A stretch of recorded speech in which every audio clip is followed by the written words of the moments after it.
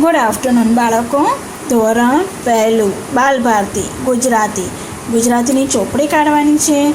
ગુજરાતીની ચોપડીમાં તમારે પાનું નંબર કાઢવાનું છે 21. પાનું નંબર 21. ચલો 21માં પાના પર આપણે આ જે ચિત્ર આપેલા છે એ કયા મૂળાક્ષરથી ચાલુ થાય છે તે આપણે શીખશું. એની પહેલાં હું તમને પુનરાવર્તન કરાવી દઉં. જુઓ, સૌથી પહેલાં આપણે મૂળાક્ષર શીખો ર. તો ર આવી રીતના લખાય, બરાબર છે. એના પછી બીજો મૂળાક્ષર શીખા મ. આપણે મ આવી રીતના લખવાનું. એના પછી ત્રીજો મૂળાક્ષર શીખા સ. તો સ આવી રીતના લખાય. અને હવે શીખશું આપણે નવો મૂળાક્ષર. એ મૂળાક્ષર પહેલાં આપણે ચિત્ર સમજીએ. ચલો, આ તો બધા બાળકોને ખબર હોય. આ શું છે? લોલીપોપ. લોલીપોપ. તો શું આવ્યો? લો. લ. તો આ મૂળાક્ષર છે લ. આ શું છે બાળકો? લસણ. શું આવ્યું? લસણ. તો શું આવ્યો પહેલાં? લ મૂળાક્ષર છે. આ શું છે બાળકો?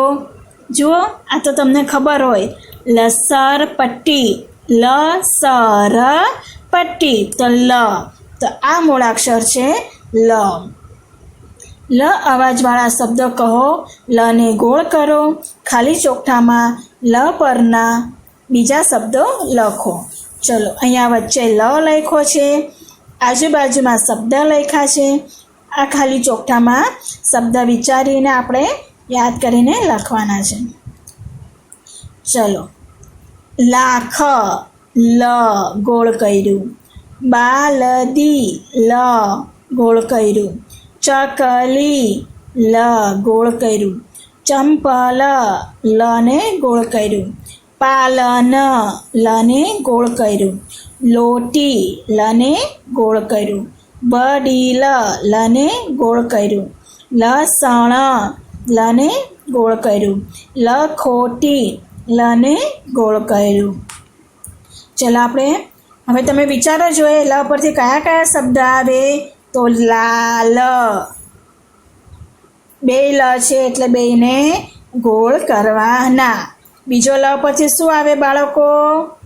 બોલો જોઈએ. લાલ. લીલો કલર છે તો બે લ આવ્યા એટલે ગોળ કર્યું.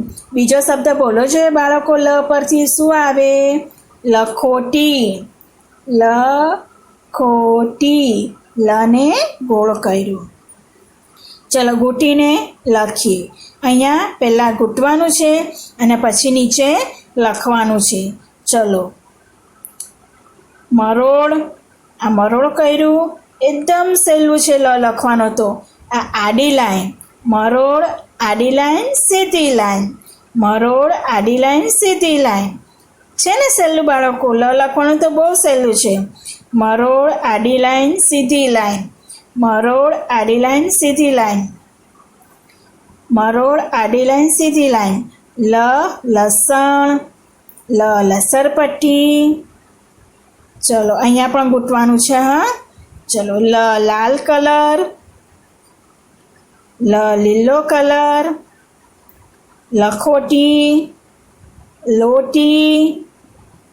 લતા. છોકરીનું નામ હોય ને લતા. સમજાણું બાળકો? જુઓ, લાલચી ના બને, ક્યારેય લાલચ રાખવાની નહીં. તો આ વિડીયો તમે જરૂરથી જોજો. ચિત્ર પરથી મૂળાક્ષર ઓળખતા શીખા. પછી મૂળાક્ષરને ગોળ કરતા શીખા શબ્દમાંથી. અને લખતા શીખા લ. બરાબર? આ વિડીયો તમે જોજો, તમને આવડી જશે. Thank you.